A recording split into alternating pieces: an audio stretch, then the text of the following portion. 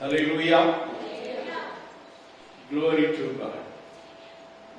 நம்முடைய பிதாவாகிய தேவனால் கர்த்தராகிய இயேசு கிறிஸ்துவினால் நம் அனைவருக்கும் கிருபை இரக்கமும் சமாதானமும் உண்டாவதாக. ஆமென். ஹல்லேலூயா. ஹல்லேலூயா. நாளையும் சிந்திக்கும்படியாக தெரிந்து கொள்கிற வேத வசனம் மத்தேயு எழுதின சுவிசேஷம் 24ஆம் அதிகாரம் 44வது வசனத்தை வாசிப்போம். 24:44 நீங்கள் நினையாத நாளிகையிலே மனுஷகுமாரன் வருவார், ஆதலால் நீங்களும் ஆயத்தமாய் இருங்கள். அல்லேலூயா. ஆதலால் நீங்களும் ஆயத்தமாய் இருங்கள். ஆயத்தம் என்பது மிக மிக அவசியம். நான் அடிக்கடி முன்பும் இந்த வசனம் அல்ல, வேறொரு வசனத்தின் மூலமாக இந்த ஆயத்தத்தை குறித்து பேசியிருப்பேன். இப்பொழுதும் பேசுவது, இந்த நாட்கள் கொடிய காலத்திலே நின்று கொண்டிருக்கிறோம். ஒரு கொடிதான காலம். நாம் வாழ்ந்து கொண்டிருக்கும் காலம் கொடிதான காலம் மாத்திரமல்ல, முடிவு காலம். முடிவு காலம் என்று சொல்வதை விட நம்முடைய ஆண்டவராய் இயேசு கிறிஸ்து ரகசியமாக வந்து நம்மை கூப்பிட்டுக் கொள்ளும் காலம். நாம் ஆயத்தமாக இருக்க வேண்டும். ஆயத்தம் இல்லாவிட்டால் நாம் ஆண்டவர் இயேசு வரும் பொழுது நாம் அவரோடு கூட சேர்ந்து செல்ல முடியாது. மத்திய ஆகாயத்திலே ஆண்டவர் வருவார். அவரை எதிர்நோக்கி காத்திருக்கிறவர்கள் அவரோடு கூட எடுத்துக் கொள்ளப்படுவார்கள். காத்திருக்காதவர்கள் கைவிடப்படுவார்கள். இதை ஏன் இந்த நாட்களிலே சொல்கிறோம் என்றால், இதுதான் உங்களுக்கு சொல்லக்கூடிய நாட்கள். அடிக்கடி பெய்த மழையை, அந்த தண்ணீரை குடித்தும் பலன் கொடுக்காத நிலம், அது பாழ்பட்ட நிலம் என்று வேதம் சொல்லுகிறது. சத்தியத்தை கேட்பதல்ல, சத்தியத்தின்படி நடக்க ஒப்பு கொடுக்க வேண்டும். நம்முடைய வாழ்க்கையில் ஒரு மாற்றம் வேண்டும். ஏதோ ஒரு நாள் சண்டே வந்து சபையில் உட்கார்வது விசுவாசியுடைய வாழ்க்கையில் அர்த்தம் அல்ல. அந்த வாழ்க்கை வேண்டாம் என்று நாங்கள் சொல்லுகிறோம். என்னாலும் தேவ சமூகத்தை நாட வேண்டும். இந்த கடைசி காலங்கள்ல உங்களுக்கு தெரியும், யுத்தங்கள் நடந்து கொண்டிருக்கிறது.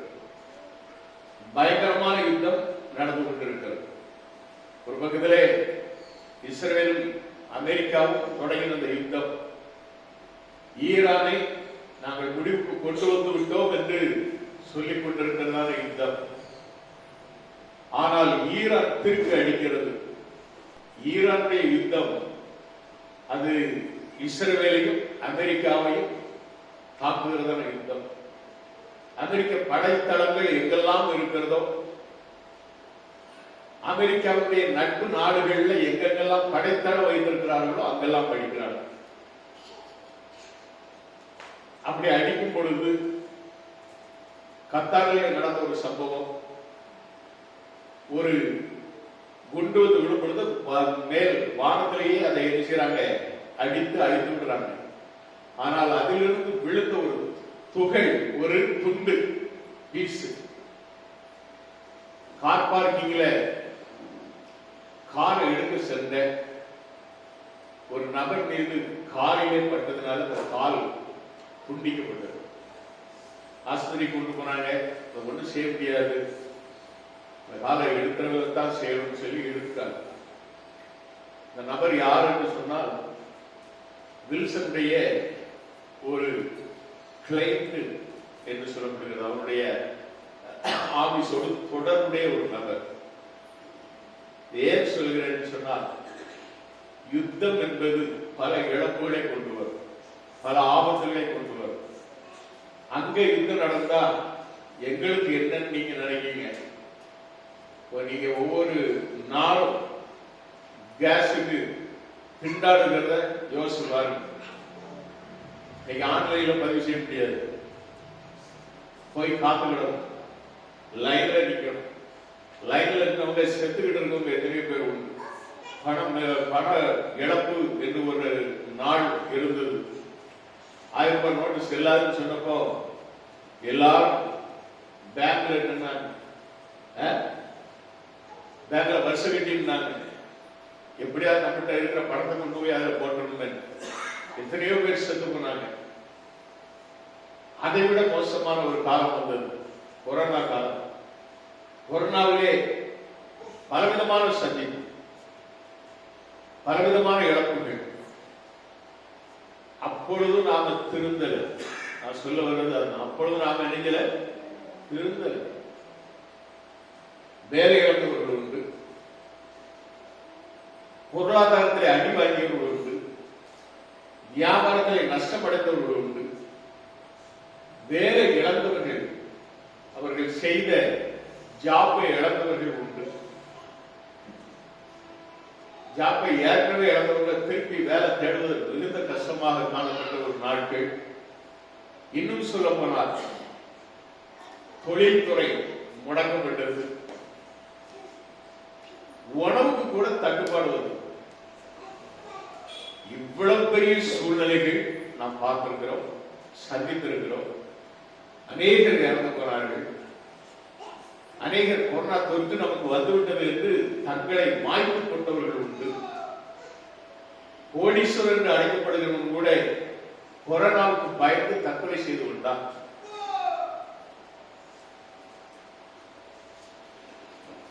அப்படிப்பட்ட ஒரு வாழ்க்கையில நாம் காணப்படுகிறோம்.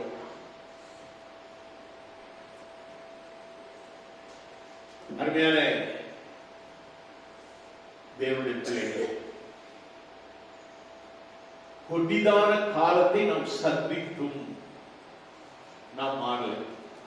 இப்ப அதை விட கொடிதான காலம் வரும் என்று வேத பண்டிதர்கள் கூறுறாங்க, பைபிள் அடிப்படையில். அதை விட கொடிதான காலம் வரப்போம். கொரோனாவை விட, அன்று நாம் சந்தித்தை விட அதிகப்படியான ஒரு காரியத்தை நாம் சந்திக்க வேண்டும். அது எப்படி இருக்கு? அந்த வாழ்க்கை எப்படி இருக்கு? ஒருவேளை அதுக்கு முன்னால இயேசு கிறிஸ்து வந்தார், அவரோடு கூட ஐக்கியமாக நாம் சேர்வதற்கு நம்மை ஆயத்தப்படுத்திக் கொள்ள வேண்டும். வேதம் சொல்லுகிறது, நீங்கள் நினையாத நாளிகையில் மனுஷகுமாரன் வருவார். அந்த நாளுக்காக நாம் காத்திருக்கிறோம். என் பாசம் இது எப்போ நீங்க சொல்றீங்களே, ஓயாம சொல்றீங்களே. ஆமா, எத்தனை பேர் நீங்க மாறீங்க சொல்லுகிறோம். வியாழக்கிழமை பைபிள் ஸ்டடி, வெள்ளிக்கிழமை உபாச ஜெபம், இன்னும் செவ்வாய்க்கிழமை பெண்கள் ஜெபாய்க்கும். வீட்டில் உட்கார்ந்து சீரியல் பார்த்துக்கிட்டு இருக்கிற சிஸ்டர்களா இருக்கு. தேவ சமூகத்தில் வந்து ஜெபிக்கணும் அப்படிங்கிறவங்க எத்தனை பேர் நீங்க இருக்கு? ஏன் தேவனுடைய சமூகத்தை நாடுவது கிடையாது? தாவீது சொல்லுகிறார், நான் எப்பொழுது தேவனுடைய சன்னதியில் வந்து நிற்பேன் என்று சொல்கிறார். நாம் அப்படி நிற்பது கிடையாது. வேதம் அதனால்தான் நமக்கு ஒவ்வொரு காரியத்தையும் சொல்லும் பொழுது மனம் திரும்புங்கள் அப்படின்னு சொல்றார். மனம் திரும்புவது அப்படின்னு சொன்னா நாம புத்தி தெளிவது, தெளிந்த புத்தி. நாம பார்க்கிறோம், லூக்கா 15, லூக்கா சுவிசேஷம் 15ஆம் அதிகாரம் 17ஆவது வசனத்திலே நான் வாசிக்கும் பொழுது அங்க நாம பார்க்கிறோம், கெட்ட குமாரனை குறித்து நாம் பார்க்கும் பொழுது அவனுக்கு புத்தி தெளிந்த போது என்று சொல்லப்படுகிறது. புத்தி தெளிந்த போது. அப்ப அப்படியான என்ன? புத்தி தெரியாத நாட்கள் அவன் என்ன செய்தான்? சண்டை போட்டு, தகப்பனிடத்துல சண்டை போட்டு, அவருடைய சொத்தை பிரிச்சு, பணத்தை பிடிக்கிட்டு, தன்னுடைய இஷ்டம் போல நண்பர்களோடு கூத்தடித்து வாழ்ந்த நாட்கள். இஷ்டப்படி செலவு செய்தார். காசு செலவான பொழுது நண்பர்களை காணும், ஒருத்தரையும் காணும். இப்ப அவன் ஒருவேளை சாப்பாட்டுக்கு என்ன செய்ய அப்படின்னு சொல்லிட்டு வேலை செய்ய ஆரம்பிக்கிறான். அவன் தகப்பனுடைய வீட்டுல எத்தனை பேர் வேலை செய்யறாங்க. ஆனா இப்பொழுது இவன் ஒரு வேலைக்காரனா மாறி, ஒரு எஜமானாக இருக்க வேண்டியவன் வேலைக்காரனாக மாறிய பொழுது பசி ஒரு பக்கம். என்ன வேலை? பண்டி மேய்க்கிற வேலை. அந்த பண்டிக்கு வைக்கிற தவிட்ட கூட திங்க முடியாம அவனுடைய பசி கொடூரமா இருக்கு. அவன் அதை திங்க ஆரம்பிச்சு அவனுடைய எஜமா, ஏண்டா பண்டிக்கு வச்சது நீ என்னத்துக்கு திருக்கியடா, அது பண்டிகை தான், உரம் கிடையாது, நீ என்ன செய்ய அதை மேய், அதை சாப்பாடு கொடுன்னு சொல்லி அவனை திட்டுறான். அப்பதான் அவனுக்கு புத்தி தெரியும். ஒரு பண்டிக்குள்ள உணவு கூட எனக்கு இருந்தாலும் என்ன முடியல, சாப்பிட முடியல. தகப்பன் வீட்டுல எத்தனை வேலைக்காரர்கள் எப்படி சாப்பிடுகிறார்கள். இப்பதான் அவனுக்கு அந்த அறிவு இருக்கு. தகப்பன் வீடு நம்முடைய தேவனுடைய ஆலயம். எங்கு நமக்கு போஷிக்கப்படுகிறது. வார்த்தையாலே, வசனத்தாலே கர்த்தர் நம்மை போஷிக்கிறார். இதை விட்டு நீங்க வெளியில போனீங்கன்னா பண்டிகை போடுற தவிடு மாதிரிதான் நம்முடைய வாழ்க்கை. நீங்க என்னதான் சாப்பிட்டாலும், நீங்க எப்படித்தான் நீங்க வெளி உலகத்துல நீங்க சாப்பிட்டு வாழ்ந்தாலும் அந்த வாழ்க்கை வேற. இன்னைக்கு இந்த காலத்துல நீங்க வெளியில கூட போய் சாப்பிடுறதுக்கு அங்கேயும் இழுத்து மூடிட்டான் ஹோட்டலை. ஹோட்டல் சாப்பாட்டுக்கு ஆசைப்பட்டவங்கலாம் இப்போ என்னது, வீட்டில தான் கிடக்கணும். இதை முந்தையே செய்யணும். இனிமேதான் நீங்க உண்மையா சமைச்சு ஆரோக்கியமா வாழ போறீங்கன்னு நான் நினைக்கிறேன். நெருக்கங்கள் வரும்பொழுது, கஷ்டங்கள் வரும்பொழுது அநேக பாடங்களை நாம் கற்றுக்கொள்கிறோம். அநேக பாடங்களை நாம் கற்றுக்கொள்கிறோம். அதை யார் நமக்கு கற்றுத் தர்றாருன்னா நம்முடைய ஆண்டவர் தான் நமக்கு கற்றுக் கொடுக்கிறார். எப்படியாவது மறந்திருக்க வேண்டும். அவர்கள் வேதம் சொல்லுகிறது, அப்போஸ்தலர் நடபடிகள் புஸ்தகம் 17:27 வசனத்துல நம்ம வாசிக்கும் பொழுது நாம பார்க்கிறோம். 17:27 அவர்கள் தம்மை தடவியாகிலும் கண்டுபிடிக்கத்தக்கதாக அப்படி செய்தார். எப்படி செய்தாரு? நம்மளை ஓட விட்டு, நம்மளை காக்க வச்சு, நம்ம லைன்ல நிக்க வச்சு, நாம புத்தி தெளிகிறது வரை, நம்முடைய புத்தி தெளிகிற வரை நம்மளை ஓட விடுறாரு. அப்படியும் நாம புத்தி தெளிகிறோமா? புத்தி தெளிகிறோமா? நம்மளை அல்லாட வைக்கிறாரே, அப்பவும் நாம புத்தி தெளிகிறோமா? நம்முடைய வாழ்க்கையில் ஒரு மாற்றம் வருகிறதா? உங்கள்ட்ட ஒண்ணு கேட்கிறேன், எத்தனை பேருக்கு பரலோகம் போகணும்னு ஆசை? கைய வைத்து கண்ணா லட்டுத்துக்கு ஆசையா அப்படின்ற மாதிரி பரலோகம் போகணும்னு ஆசைதான். பரலோகம் போகணும்னு ஆசைதான். நீ எந்த விதத்துல ஆயத்தமா இருக்க? ஏன்டா கேட்டுட்டு கையை தூக்குனா இப்படி ஒரு பொட்டு வைக்கிறாருன்னு பார்த்தா உண்மை இல்லைன்னு. ஊரெல்லாம் சுத்துறதுக்கு நேரம் இருக்கு, வீட்டுல உட்காந்து டிவி பார்க்கறதுக்கு நேரம் இருக்கு. ஆனா தேவ சபைக்கு வரணும்னா நேரம் இல்லை. உன் நேரத்தெல்லாம் ஆண்டவர் பார்த்துக்கிட்டு இருக்கிறார். உனக்கு கெட்ட நேரம் வரும்போது நீ ஆண்டவரை தேடுவதை விட தேவனுடைய சமூகத்தில் நீ தேடி வந்து ஆசீர்வாதம் பெற்றுக்கோ. அருமையான தேவனுடைய பிள்ளைகளே, நாம பார்க்கிறோம்.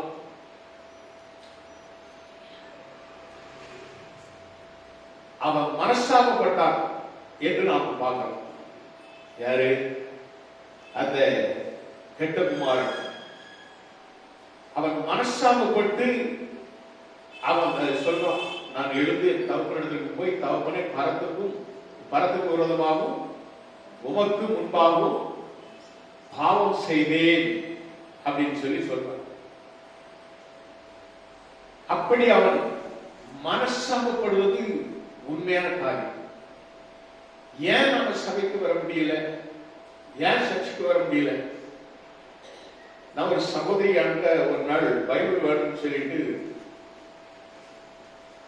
நான் நினைக்கிறேன் பைபிள் ஸ்டடி நடந்துட்டு இருக்கும் போது ஒரு 500 ரூபாய் என்கிட்ட கொடுத்தாங்க, இங்கிலீஷ் பைபிள் வேணும்னு. நான் மறந்து போனேன். ரியலி நான் மறந்து போனேன். காசை வாங்கி பாக்கிட்டு போட்டேன், மறந்து போயிட்டேன். கிட்டத்தட்ட ஒரு மாசத்துக்கு மேல ஆயிடுச்சு. அவங்களும் என்ன செஞ்சாங்க, பைபிள் ஸ்டடி வாரத்தை நிப்பாட்டிக்கிட்டாங்க, ஃப்ரைடே வாரத்தை நிப்பாட்டிட்டாங்க.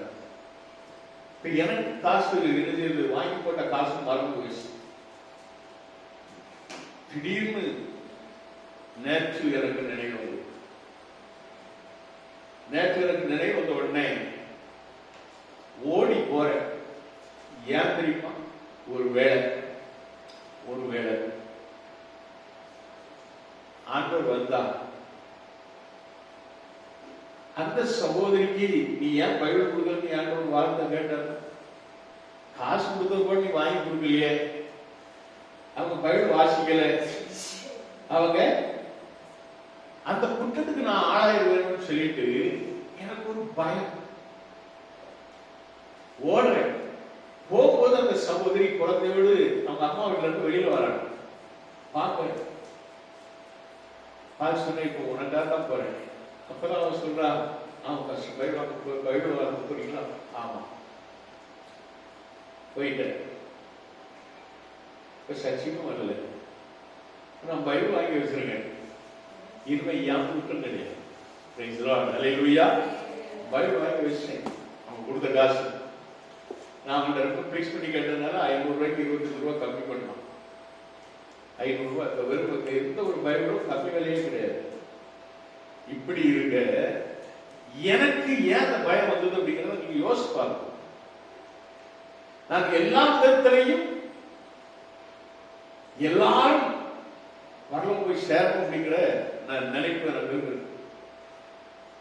ஒரு குடும்பத்தில் நீங்க எல்லாரும் ஒரு ஃபங்க்ஷனுக்கு நீங்க போறீங்கன்னு வைக்க, ஒரு பேச்சுக்கு நான் கேட்கிறேன், எல்லாரும் ஒரு குடும்ப ஃபங்க்ஷனுக்காக நீங்க போனோம் அப்படின்னா நீங்க குடும்பமா ஆயத்தமாவீங்களா மாட்டீங்களா? ஆயத்தமாவீங்க தானே? அதுல ஒரு நபர் யாரையாவது விட்டுட்டு போகணும்னு உங்களுக்கு ஆசை இருக்குமா? ஹலோ, வாய் தானே சொல்லுங்க. குடும்பத்திலே ஒரு நபரை விட்டுட்டு போயிடுவோம். அவங்க வீட்டுக்கு காவல் இருக்கணும் அப்படின்னு நினைப்பீங்களா?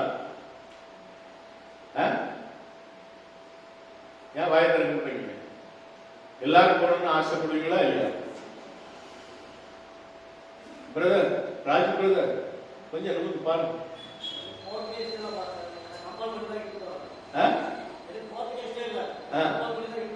கம்பல் பண்ணி எடுத்து போறாங்களோ? சரி, கம்பல் பண்ணியாவது கூப்பிட்டு போறாங்க. நான் கம்பல் பண்றதே அதுதான் பிரதர். ஆண்டவர் வரும் பொழுது குடும்பமா எல்லாரும், நான் சபை என்பது ஒரு குடும்பமாக நான் நினைக்கிறேன். நான் இப்ப கம்பலா ராஜ் நீங்க வாங்க, சங்கடப்படாது. நாம இயேசுவோடு கூட போய் சேரும். ஒருத்தர் மிஸ் ஆகக்கூடாதுங்க ஒரு நோக்கத்துல நான் கூப்பிடுறது சரியா தப்பா? எல்லாரும் வரணும்னு நான் நினைப்பது தவறா? எல்லாரும் வரணும். யாரும் மிஸ் ஆகக்கூடாது. எல்லாரும் வாங்க. இல்ல, நான் என் வியாபாரத்தை விட்டுட்டு நான் வர முடியாது, என் தொழிலை விட்டுட்டு அந்த சேரை விட்டுட்டு நான் வர முடியாது, நான் அவங்க ஆபீஸ் விட்டுட்டு என்னால வர முடியாது. என்னுடைய படிப்பை விட்டுட்டு வர முடியாது. பார்த்தா ஊர் சுத்துவாங்க. சொல்றது படிக்க போறோம், ஃப்ரெண்ட்ஸோட சேர்ந்து படிக்க போறோம், வியாபாரம் பண்ண போறேன். வியாபாரத்துல அங்க என்ன ஒரு 1 hour தேவ சமூகத்துல கைத்தது, அந்த வியாபாரத்துல என்ன லாபம் வந்துட போகுது? ஆண்டவர் பார்த்துட்டு இருக்க, ஆண்டவருடைய கண்கள் பார்த்துட்டு இருக்கு. அந்த 1 hour தேவ சமூகத்துல வந்துச்சு, திருப்பி போய் அந்த வியாபாரத்தை நீ பண்ணனா அதை 2 மடங்கு ஆசீர்வாதம் கொடுப்பாரு. என் ஆண்டவராலே முடியும். நான் தொழில் பார்த்த நேரத்தில் தெரியும், நான் ரசிக்கப்பட்ட கூட ஒரு டீ கடை வச்சு, அந்த டீ கடையில 6 நாள், 7வது நாள் வந்து சண்டே கூட்டிட்டு நம்மளும் போயிட்டே இருக்கேன். சர்ச்சைப்பாரு தேவ சமுதிரம் போய் விழுந்துருக்கு, நேரம் போய் விழுவேன், வந்து திறக்க மாட்டேன். சண்டே திறக்கவே மாட்டேன். அந்த 6 நாளும் சில நேரத்தில் மேலே கீழே ஏதோ கைக்கும் வாய்ப்பும் சரியா இருக்கிற மாதிரிதான் தொழில் நடக்கும். ஆண்டவரே, பால்காரனுக்கு காசு கொடுக்கணும். மண்டே வந்து கடையை திறக்க ஆரம்பிப்பேன். நான் கடையை திறக்கிறதுக்கு முன்னாலே கடைக்கு முன்னால ஒரு பெரிய கூட்டம் நிற்கும். எப்போ கடையை திறப்பாரு, அவர் எப்போ டீ போடுவாரு, நாம டீயை குடிக்கணும் வரிசையில நிற்பாங்க. உங்களால இமேஜின் பண்ண முடியுதா? உங்களால கற்பனை பண்ணி பார்க்க முடியுதா? வீட்டுல ஜோம் பண்ணிடுங்க. என்ன நடந்ததுன்னா, பக்கத்து கடை நல்ல சினிமா பாட்டு போட்டு வியாபாரத்தை இது பண்ணுவோம். இந்த சினிமா பாட்டுக்கு அங்க கூட்டம் கூடும். என் கடையில ஒரு பாட்டு பாடும், பெர்க்மான்ஸ் பாடுவார். எஜமானனே என் இயேசு ராஜனே அப்படின்னு பாட்டு இருக்கும். அங்க கும்மாங்குத்து பாட்டு இருக்கும். இப்ப ஜனங்கள் எல்லாம் அங்க நிற்பாங்க, இங்க வரமாட்டாங்க. என்கிட்ட வந்து எத்தனையோ பேர் சொல்லுவாங்க, கொஞ்சம் பாட்டை அப்படித்தான் போடுங்களேன். நான் சொன்னேன், அப்படி போட்டா நான் எப்படி பேர் வரும்பா, எனக்கு இப்படி இருந்து இப்படி என்னது கிடைக்குதோ அது எனக்கு போதும்பா. நீ டீ குடிக்கிறதா குடிக்கவா, இல்லைன்னா பரவாயில்ல, கர்த்தருக்கு ஸ்தோத்திரம் நான் சொல்லுவேன். நீ என்ன சொல்ற? ஐயா டீ தாங்க, இந்த அப்பா குடி, காசை கொடுன்னு வாங்கி போடுங்க. நடந்தது 6 நாள் அப்படி பிடிமா இருந்த வியாபாரம். ஒரே நாள்ல கர்த்தர் எனக்கு ஒரு வாரத்துக்கு உண்டான தேவைகள் எல்லாம் அன்னைக்கு சந்திச்சுவார். 5 லிட்டர் பால், 10 லிட்டர் பால், 5 லிட்டர் பால் தான் ஓடும். அன்னைக்கு 50 லிட்டர் பால் ஓடும் ஒரு நாள். அவன் பால்காரன் வந்து, நீங்க காசு நீங்க நாளைக்கு வேணாலும் தாங்க, இப்ப நீங்க இருக்கீங்க வாங்கிக்கோங்கம்மா. ஏன்னா இவன் அந்த டீ கடையை நம்பி பால் கொண்டு வந்தது. அருமையான தேவனுடைய பிள்ளைகள், முதலே இல்லாம ஒரு பெரிய ஒரு லாபத்தை ஆண்டவர் எனக்கு தருவார். நான் அப்படித்தான் விசுவாச வாழ்க்கையிலே வளர்த்து வந்தவர். என் நானுடைய கரத்தை நோக்கி நான் வளர்த்து வந்தவர். மனம் திரும்பிய பிறகு, புத்தி தெளிந்த பொழுது, இயேசுவே வாழ்க்கை என்று நம்பி வாழ்ந்தவர். எனக்கு ஒரு குறையும் ஆண்டவர் வைத்ததே கிடையாது. நான் சொல்வது வியாபாரத்தை குறித்து, வேலையை குறித்தும் அப்படித்தான். நான் வேலை செய்த நாட்களில் என்னுடைய எஜமானன் சண்டே என்று ஒரு மறந்துவை எனக்கு ஒரு வேலையை ஏறினால், நான் சண்டே ஒரு வார்த்தை சொன்னால் பயந்து நடக்குவான். ஐயா நாளைக்கு சண்டே, வேண்டாம் வேண்டாம் வேண்டாம், நீ இருக்கு பெற பார்த்துக்கலாம். பல லட்சங்கள் என் கையில் இருக்கும். ஏறத்தாழ 30-40 லட்சம் கையில் வச்சிருப்பேன். இதை கொண்டு போய் பெங்களூர் கொண்டு போய் சேர்க்கிறோம். அப்பதான் அடுத்த நாளைக்கு வியாபாரம் நடக்கும். இப்படி ஒரு சூழ்நிலையில அவர் என்கிட்ட கேட்பாரு. கேட்டு பயந்து போய் வேண்டாம். ஒரு முதலாளியே நம்முடைய ஒரே ஒரு வார்த்தை, நாளைக்கு சண்டேன்னு சொன்னா அவர் பயப்படுறாரு. அந்த அளவுக்கு பயம் வருவதற்கு காரணம் என்ன? கர்த்தரை நம்பி ஜீவிக்கிற நம்முடைய வாழ்க்கையிலே வேற எவராலும் என்ன செய்ய முடியாது. நம்மை மிரட்டவோ, நம்மை அழிக்கவோ, நம்மை குறுகவோ பண்ண முடியாது. நாம் ஒரு நாள் புரிய போக மாட்டோம். நாம் ஒரு நாள் குறைந்து போய் விட மாட்டோம். கர்த்தர் பாருங்க, கொஞ்சம் பிள்ளைகளை தான் சண்டே தான் உங்களுக்கு என்னது வாழ்வு. சண்டே தான் வாழ்வு. என்ன சம்பாதிச்சு எந்த விதத்துல குடும்பத்தை நடத்துறாங்க.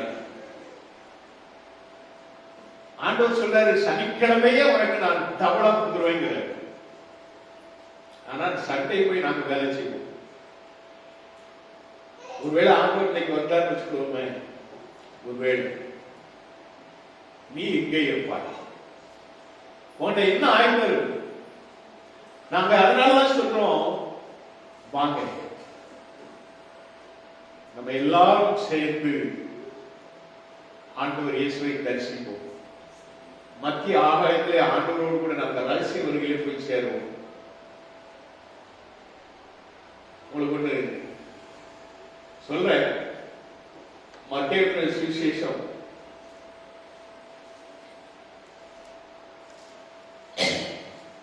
25ஆம் அதிகாரம் 25ஆம் அதிகாரத்துல நம்ம பாடம் 2வது வசனத்துல வாசிக்கும் பொழுது, அவர்கள் 5 பேர் புத்தி உள்ளவர்களும் 5 பேர் புத்தி இல்லாதவர்களுமாய் இருந்தார்கள். உங்களுக்கு சொல்றேன், புத்தி உள்ளவர்கள் புத்தி இல்லாதவர்கள் 2 பிரிவா அந்த இடத்துல சொல்லப்படுது. இந்த 2 பேர்களுமே ஆண்டவரை சந்திக்க ஆசையா இருந்தார் இல்லையா? கேக்குறீங்களா? அவங்களுக்கு ஆசை இருந்தது. அவங்களுக்கு என்ன செய்தாங்க? விருப்பத்தோடு இருந்தாங்க. அவங்க தங்களை என்ன செய்தாங்க? ஆயத்தப்படுத்தி ஆண்டவருக்காக காத்திருக்கவும் செய்தாங்க. ஆனா என்ன அப்படின்னு நீங்க பாத்தீங்க அப்படின்னு சொன்னா, நாம பாக்குறோம் அதுல 5 பேர்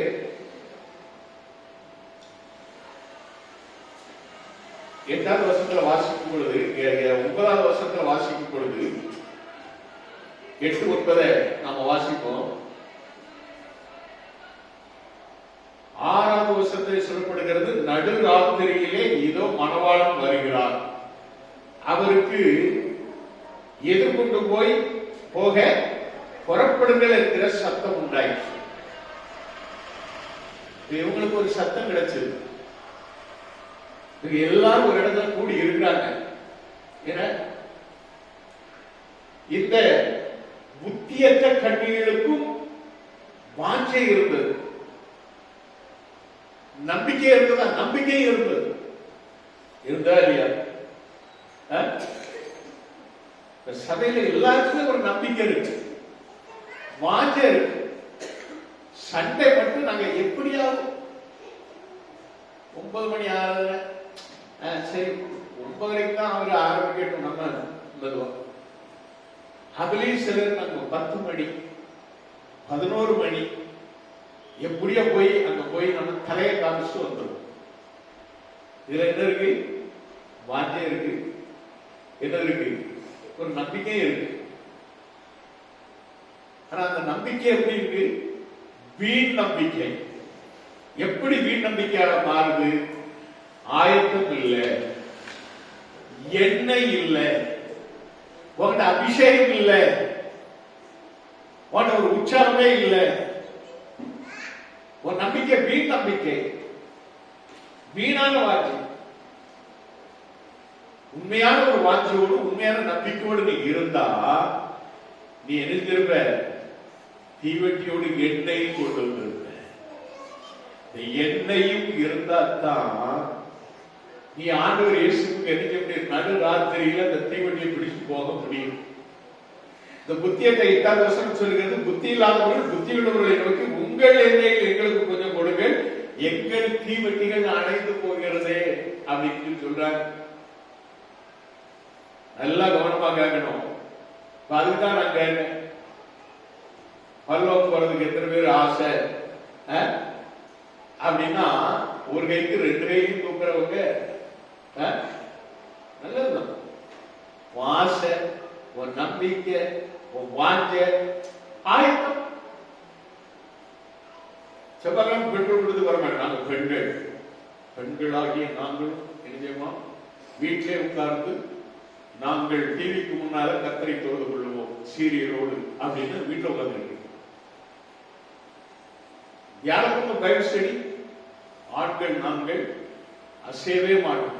நீங்க என்ன அடி அடிச்சாலும் நாங்க எங்க ஈடுபடுத்த விட்டு நாங்க செய்யக்கூடிய காரியத்தை விட்டு நாங்க வரவே மாட்டோம். நாங்க வரமாட்டோம். கல்லாப்பட்டியில இருந்து எந்திரிக்க மாட்டோம்.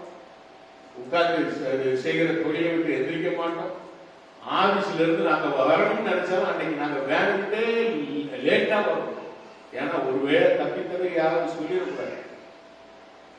வந்தாலும் நாங்கள் வீட்டிலேயே ரெஸ்ட் எடுப்போம். வெள்ளிக்கிழமை எங்களுக்காக யாராவது ஜெபம் பண்ணுவாங்க. நாங்க எங்களுக்காக நீங்க ஜெபம் பண்றீங்களே அது போதும். எப்படிங்க இப்ப வாங்க பாண்டவர் சொல்ற, இப்ப புத்தியுள்ளவர்கள் என்ன சொல்றாங்க, அப்படி இல்லை, எங்களுக்கும் உங்களுக்கும் போகாமல் இராதபடி நீங்கள் விற்கிறவர்களுக்கு போய் உங்களுக்காக வாங்கி கொடுக்க போக அப்படின்னு சொல்லிட்டு வண்டி விட்டாங்க. அப்படியே அவர்கள் வாங்க போற போது மனவளம் வந்துவிட்டாங்க.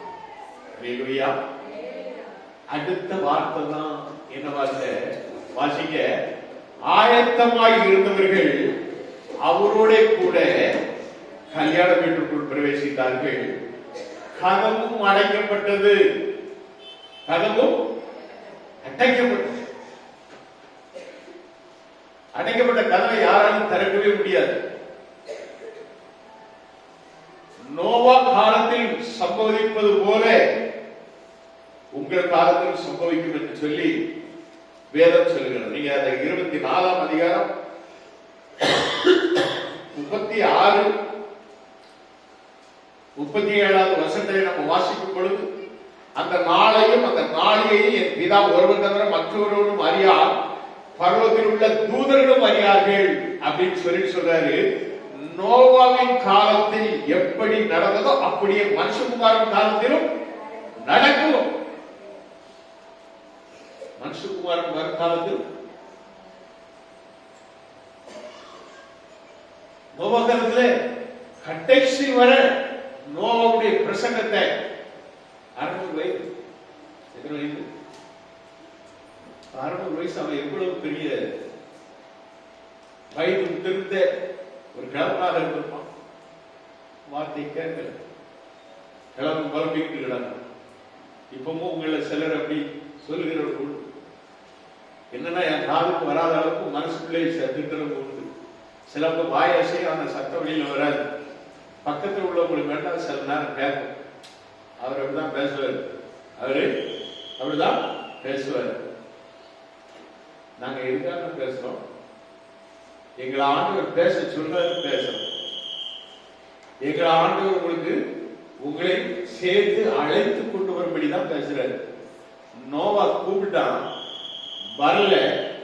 ஆண்டவர் நோவாவையும் அவர் குடும்பத்தையும் பேழைக்குள்ளே எழுதினாரு. உள்ள விவரப்பாடு அடைத்தான். ஆண்டவரை அடிச்சிட்டார். இங்கே அதான் பார்க்கிறோம். அப்சுத்திரம் கல்யாண வீட்டுக்குள் பிரவேசித்தார்கள், கதவும் அடைக்கப்பட்டது. அன்னைக்கு ஆண்டவர் அடைச்சாரு. வேலைக்குள்ள இருந்து உள்ள இருக்கிறவங்க வெளியில வர முடியாது. வெளியில இருந்து கதவை தட்டினவங்களை திறந்து, ஒருவேளை நோவா வயசான ஐயோ பாவம் நினைச்சு கதவை திறக்கலாம்னு அவன் நினைச்சாரும் முடியல. அவனுடைய பேரனா இருக்கலாம், அவனுடைய உடன்பிறந்தவர்களா இருந்திருக்கலாம். எத்தனை பேர், அவ்வளவு பேரும் அழிந்து விட்டார். கதவு அடைக்கக்கூடிய ஒரு நாள் வரப்போகுது. கதவு ஆண்டவர் அடைச்சிடுவார்.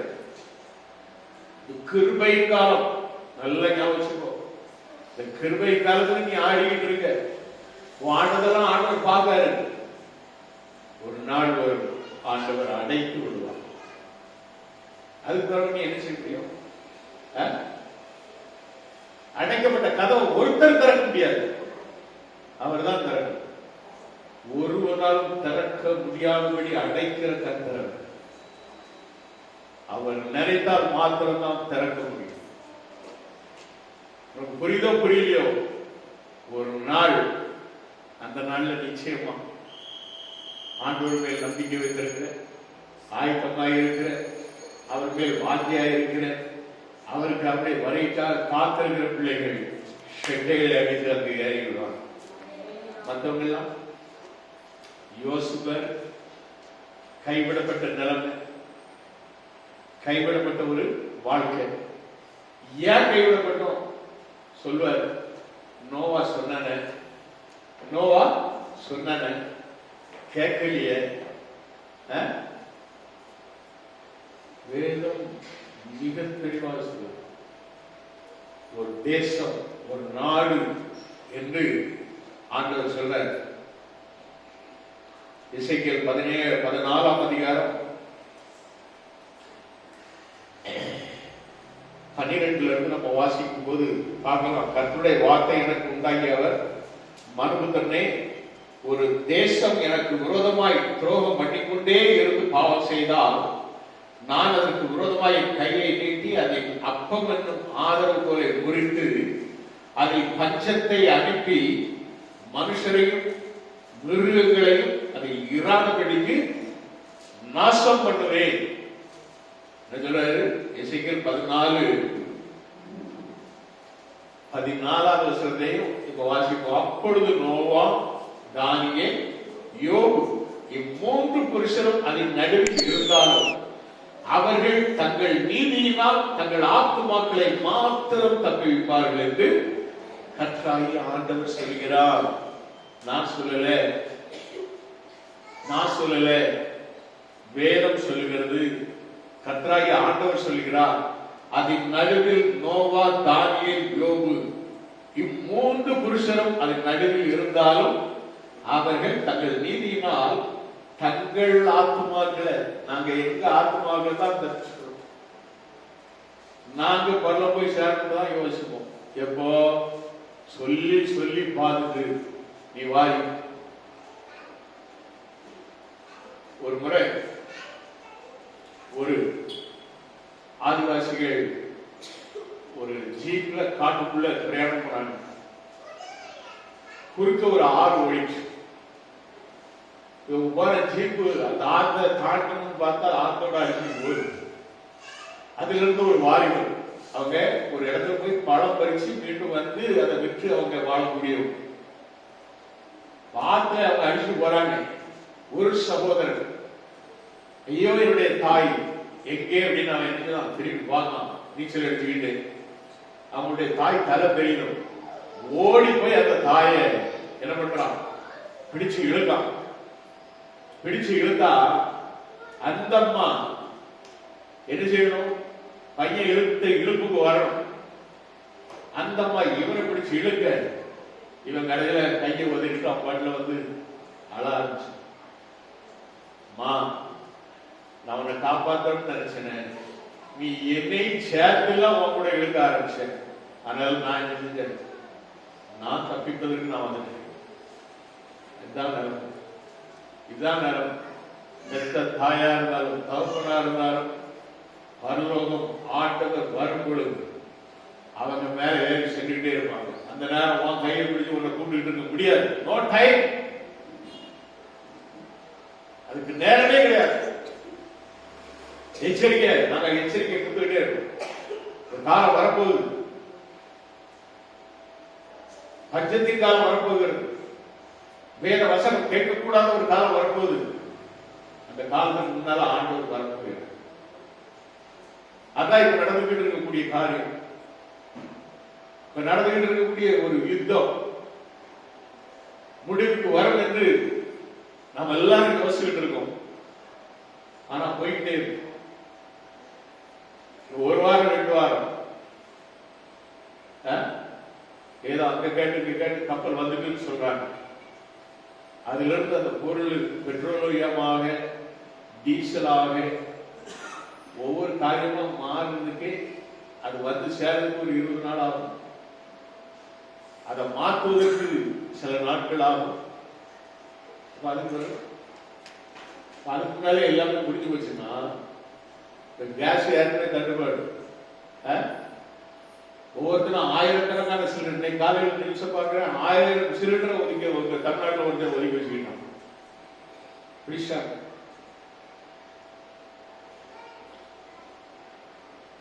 யோசிப்பாரு, நம்முடைய நிலைமை எப்படி இருக்கும், நம்முடைய வாழ்வாதாரம் எப்படி இருக்கும். எதுவுமே கிடைக்காத ஒரு சூழ்நிலை. இவ்வளவு சூழ்நிலை ஆண்டவர் சொல்கிறார். அந்த நாட்கள் வரும் முன்பாக கற்றோடு இருக்கிறவர்கள் அவர்கள் என்ன செய்யப்படுவார்கள்? எடுத்துக் கொள்ளப்படுவார்கள். அல்லேலூயா. அவங்க இதுல என்ன செய்ய மாட்டாங்க, அவங்க இதுல சிக்க மாட்டாங்க. அவங்களுக்கு ஆக்கினை தீர்ப்பு இல்லை. ரோமர் 8:1 சொல்வது போல ஆக்கினை தீர்ப்பு அவங்களுக்கு கிடையாது. அவங்களை நான் என்ன செய்வேன்? என்னோடு சேர்த்துக் கொள்வேன். சேர்த்துக் கொள்ளணும்னா ஆயத்தமா இருக்கும். அது சேர்த்துக் கொள்ளணும்னா என்ன செய்யணும்? ஆயத்தமா இருக்கு. 1 பேதுரு 4ஆம் அதிகாரம் 7ஆவது வசனத்திலே நான் வாசிக்கும் பொழுது, 1 பேதுரு 4ஆம் அதிகாரம் 7ஆவது வசனம், எல்லாவற்றிற்கும் முடிவு சமீபமாயிற்று, ஆதலால் தெளிந்த புத்தியுள்ளவர்களாக இருந்து ஜெபம் பண்ணுவதற்கு ஜாக்கிரதையாக இருக்கும். அல்லேலூயா. எல்லாவற்றிற்கும் முடிவு சமீபமாயிற்று. பவுல் நம்மை எச்சரிக்கிறார். 2000 வருடங்களுக்கு முன்பதாக, ஆனால் இப்பொழுது நிறைவேறுகிற காலம். அன்னைக்கு எழுதின பவுல் இல்லை, நம்மோடு இல்லை. அந்த அவர் சத்தியத்தை கேட்ட ஜனங்கள் நம்மோடு கூட இல்லை.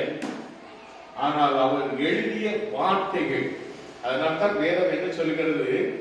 வானமும் பூமியும் ஒழிந்து போகும், என் வார்த்தைகளோ ஒழிந்து போவதில்லை. ஆண்டவர் சொல்றார். glory to God. 24 மத்தேயு 24:35 வசனம் சொல்லுகிறது, வானமும் பூமியும் ஒழிந்து போகும், என் வார்த்தைகளோ ஒழிந்து போவதில்லை. ஆண்டவருடைய வார்த்தை மாறாது. எல்லாவற்றிற்கும் முடிவு சமீபமாயிற்று. எல்லாவற்றிற்கும் முடிவு சமீபமாயிற்று. ஆகையால் தெளிந்த புத்தி யோசிங்க. என்னைக்காவது யோசித்து ஒப்பு கொடுங்க. தெளிந்த புத்தி உள்ளவர்களாக ஜெபம் பண்ணுவதற்கு ஜாக்கிரதை. நாங்க வீட்டுல ஜெபம் பண்றோம். என்ன ஜெபம் பண்றோம்? சகோதரி ஜெபம் பண்ணிட்டு இருப்பாங்க, சகோதரி டிவி பார்த்துட்டு இருப்பாங்க, இல்லைன்னா பிள்ளைகள் டிவி பார்த்துட்டு இருக்கோம். ஒண்ணு வெட்டைக்கும் ஒண்ணு குட்டைக்கும் எழுந்துகிட்டு இருக்க மாதிரி இருக்கும். தேவ சமூகத்துக்கு வா. ஆண்டவர் அதான் சொன்னார், 1 மணி நேரமாவது விழித்திருந்து ஜெபிக்க கூடாதான்னு கேட்டார். 24 மணி நேரத்துல 1 மணி நேரம் தேவ சமூகத்துக்கு வாங்க. நீங்க ஆக்டிங் பண்ண வேண்டாம். எங்களால வர முடியும் அப்படிங்கறத அப்படி காமிச்சுட்டு அப்படி போறது இல்லை. வேதம் சொல்லுகிறது, கடைசி மட்டும் முடிவு பரியந்தம் நிலைத்திருப்பவனே ரட்சிக்கப்படுவான். முடிவு பரியந்தம் நீ உண்மையாக இருந்தால், முடிவு பரியந்தம் ஆண்டவருடைய வருகை பரியந்தம் உன்னை நீ காத்துக் கொண்டால் வருகையில் சேர்த்துக் கொள்ளப்படுவார். ஆயத்தமாயிரு. ஆதலால் நீங்களும் ஆயத்தமாயிருக்கு. வேதம் நமக்கு திரும்ப திரும்ப சொல்லக்கூடிய காரியம் வந்தால், ஆதலால் நீங்களும் ஆயத்தமாயிருங்கள். நாம் ஆயத்தமாய் இருந்தால் அவரோடு கூட நாம் சேர்த்துக் கொள்ளப்படுவோம். ஆயத்தமாய் இருந்தால் நாம் அவருடைய ராஜ்யத்தில் போய் சேருவோம். ஆயத்தம் என்பது நீங்க வேற ஒண்ணு இல்லை. பிரசங்கம் பண்ண சொன்னா எல்லாரும் நீங்க பிரசங்கம் பண்ணுவீங்க. எல்லாரும் பிரசங்கம் பண்ண முடியும். பிரசங்கம் பண்ணுவதற்கு அப்படியே ட்ரைனிங் அப்படி கொஞ்சம் கொஞ்சமா அப்படி இது பண்ணா பிரசங்கம் பண்ணிடலாம். ஆனா அந்த பிரசங்கத்தை விட ஆண்டவர் உங்ககிட்ட எதிர்பார்க்கிறது என்ன? ஒரு சாட்சி எதிர்பார்க்கிறார். ஒரு சாட்சி எதிர்பார்க்கிறார். நம்மளால நம்முடைய நடக்கையினால எத்தனை பேர் அவங்க மாறுவாங்க. நானே மாறாட்ட யார்கிட்ட ஒரு மாற்றம் இல்லைன்னா, நான் ஒரு கையில சிகரெட்டை வச்சுக்கிட்டு ஒரு பக்கத்துல ஒரு குவார்டர் வச்சுக்கிட்டு நான் உங்கள்ட்ட பேசிக்கிட்டு இருந்தா நீங்க என் பேசுறத புரியுங்களா? பழைய வாழ்க்கை இருந்தானே, பழைய வாழ்க்கை இருந்தானே. ஆண்டவர் அதிலிருந்து என்னை புத்தி தெளிவுபடுத்தி ஒரு தெளிவான புத்தியோடு தெரியாத திருஷ்டாந்தங்களோடு என்னை அவர் ரட்சித்து என்னை சாட்சியாக இன்னும் நிலைநிறுத்திருக்கிறார். ஒரு வருடம் 2 வருடம் இல்லை, அப்சுத்திரம் அவருடைய வருகையின் பரிந்தும் நாம் அவருக்கு முன்பாக உண்மையாய் நிற்பதற்கு ஆண்டவர் எனக்கு பலத்தார் என்று டெய்லி காலையில் ஆண்டவர் ஒப்பு கொடுத்து ஜெபம் பண்றேன். விழுந்து போகிற வாழ்க்கை இல்லை, நிலைத்து நிற்பதுதான் வாழ்க்கை. அதனால ஆண்டவர் சில எக்ஸாம்பிள் எல்லாம் சொல்லும்போது சொல்றார், பெருமழை வந்து பெரும் காத்து வந்து பெருமழை வந்து மோதி அடிக்கும் பொழுது கண்மலை பேர் கட்டின வீடு இடித்து விழாதபடி நிலைத்து நிற்பது. கற்பாறை மேல் கட்டப்பட்ட வீடு. நாமெல்லாம் கிறிஸ்து மேல் கட்டப்பட்ட ஒரு ராஜ மாளிகை என்பதை நாம் நிறைவு கூறும். அந்த நம்பிக்கை நமக்கு வேணும். எத்தனை சோதனைகள் வந்தால், எத்தனை பெருங்காத்து அடித்தார், எத்தனை விதமான புயல் காத்து அடித்தார், என்னுடைய வாழ்க்கை இடிந்து போகாது. நான் கிறிஸ்துவிலே நிலைத்து நிற்பேன், விசுவாசத்திலே உறுதியாய் நிற்பேன், கடைசி மட்டும் என்னை கொண்டு போய் சேர்க்கிற என் ஆண்டவர் எனக்கு இருக்கிறார் என்ற ஒரு விசுவாசம் நமக்கு வேணும். இப்படி இல்லையே நம்முடைய வாழ்க்கை. நான் பார்க்கிறேன், பாருங்க, அவன் யாருக்கெல்லாம் கையெழுத்து வாங்கி போய் வேலைக்கு போய் சேர்க்கணும். அவருக்கு சனிக்கிழமை லீவு, ஞாயிற்றுக்கிழமை லீவு. என்ன செய்யலாம்? பரதேசி மாதிரி சுத்திட்டாரு. நாளைக்கு ஒரு நாள் கையெழுத்து வருவான். எதுக்கு வருவான்? இல்லைன்னா அவருக்காக யாராவது ஒருத்தர் கையெழுத்து கேட்டு யார்கிட்ட வருவாங்க. நல்லா யோசிக்க. 2 விதமும் நடக்கும், 2ம் நடக்கும். யோசிச்சு பாருங்க. இந்த ஆண்டவர் கண்ணுக்கு பார்த்துட்டு இருக்கிற வாண்டருக்கு உண்மை என்ன, வாண்டருக்கு நீதி என்ன, நீ எப்படி வாழ, நீ எப்படி ஜீவிக்கிறாய், உன் ஜீவிதம் ஆண்டவருக்கு உண்மையாய் காணப்படுகிறதா? நீ உண்மையாய் ஆண்டவரை தேடுகிறாயா? உண்மையாய் ஆண்டவரை பற்றி நிற்கிறாயா? ஆண்டவர் சொல்றாரு, ஆதலால் நீங்களும் ஆயத்தமாயும் நினையாத நாளிலே ஆண்டவர் வருவார். உங்கள் ஆண்டவர் 42ஆம் வசனம் சொல்லுகிறது, மத்தேயு 24:42, உங்கள் ஆண்டவர் இந்த நாளிகையிலே வருவார் என்று நீங்கள் அறியாதிருக்கிறபடியால் விழித்திருங்கள். அல்லேலூயா. அதைத்தான் நோவா காலத்தை குறித்து சொல்லும் பொழுது 39ஆம் வசனத்தில் சொன்னார், ஜலப்பிரளயம் வந்து அனைவரையும் வாரி கொண்டு போக மட்டும் உணராதிருந்தார்கள். அப்படியே மனுஷகுமாரன் வருங்காலத்திலும் நடக்கும் என்று வேதம் சொல்லுகிறது. 2ஐயும் கம்பேர் பண்ணி பாருங்க. உணராமல் நாம என்ன செய்யறோம்? எனக்கு இன்னைக்கு என்ன வேணும்? என் பாக்கியத்துக்கு காசு வேணும். நான் இன்னைக்கு போறேன், நாளைக்கு போய் சம்பாத்தியம் பண்ணி போறேன். ஆண்டவராக தான் கேட்காரு, திருப்பி வந்துருவியா வீட்டுக்கு? வந்தாத்தான் இப்படி கேட்டா யோசுவாரு, திருப்பி நீ வந்துருவியா? வந்தாத்தான் நீ உங்க உழைச்ச சம்பாத்தியத்தில் நீ என்ன வரல.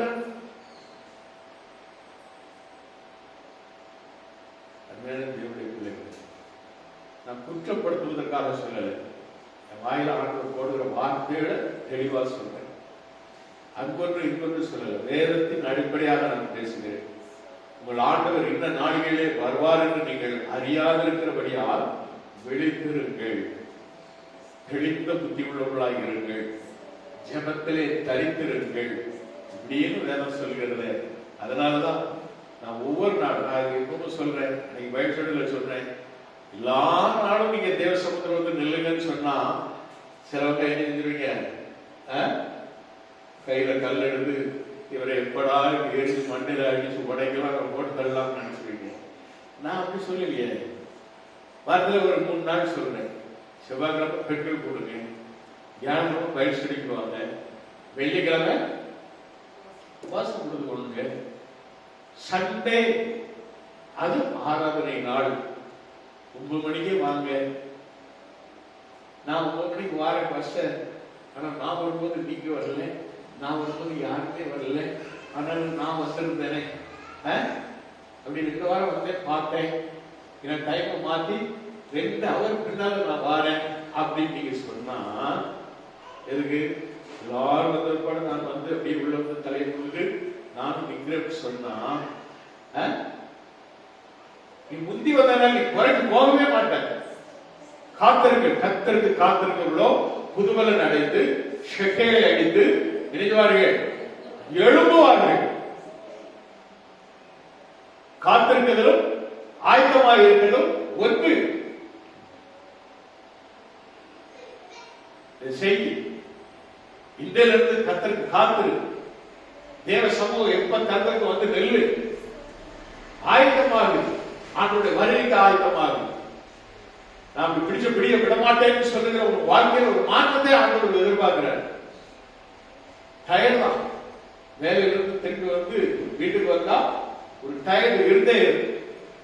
ஆனால் அபிஷேக உறவுல இருந்தா இந்த டயர்டு இருக்கவே இருக்காது, இருக்கவே இருக்காது. நான் இதை அநேக சகோதரர்களிடத்துல பார்த்திருக்கிறேன். அநேக சகோதரர்கள் வேலையில இருந்து வருவாங்க, களை கூட வருவாங்க, அப்படி வீட்டுக்கு அப்படி வந்துட்டு ஒரு டீயோ காஃபியோ ஏதோ ஒன்று குடிச்சு அடுத்த ஒரு 10-15 நிமிஷத்துல என்ன செய்வாங்க, அடுத்து அவங்களுக்காக வைக்கப்பட்டிருக்கிற ஊழியர், சிறுவர் ஊழியர் இருக்கும், வீடு சந்திப்பு இருக்கும், ஓடுகிறத பார்த்திருக்கிறோம். ஏன்? அதுதான் அபிஷேகம். உங்கள்கிட்ட அபிஷேகம் இருந்தா உங்களால வீட்டுல உட்காரவே முடியாது. இன்னைக்கு பைபிள் ஸ்டடி, இன்னைக்கு வேதத்தின் ஆழமான சக்திகளை நான் அறிந்து கொள்ள வேண்டும். நாம் என்ன அறிகிறோம்? யோசிக்கோ, சிந்தித்துக்கோ. இன்னையில இருந்து ஒரு முடிவு இல்ல, அசல் எங்களுக்கு நீங்க 7 அப்படின்னு சொல்லி இருக்கீங்க, எங்களுக்கு 7 வேண்டாம், அந்த 7 வேண்டாம், சனியாக வேண்டாம், நீங்க கொஞ்சம் ஒரு 10-15 நிமிஷம் 20 நிமிஷம் அடுத்தாப்புல இது பண்ணி இல்ல ஒரு 8 மணிக்கு ஆரம்பிங்க, நோ ப்ராப்ளம். நீ வருவாயின்னு சொன்னா அந்த டைமையும் என்ன செய்யலாம், மாத்த 8 மணில இருந்து 9 மணி வரை வரணும் அப்படிங்கிறது தான் நான் விரும்புகிறேன். எல்லாரும் ஒன்றா சேர்ந்து பக்கம் போய் சேரணும் நான் விரும்புகிறேன். ஒருவேளை நீங்க என்னுடைய விருப்பத்துக்கு இணைந்து நீங்கள் செயல்பட்டா உங்களை விட நான் ரொம்ப சந்தோஷப்படுவேன். என்னை விட என் ஆண்டவர் மிகுந்த சந்தோஷம் அடையும். அல்லேலூயா.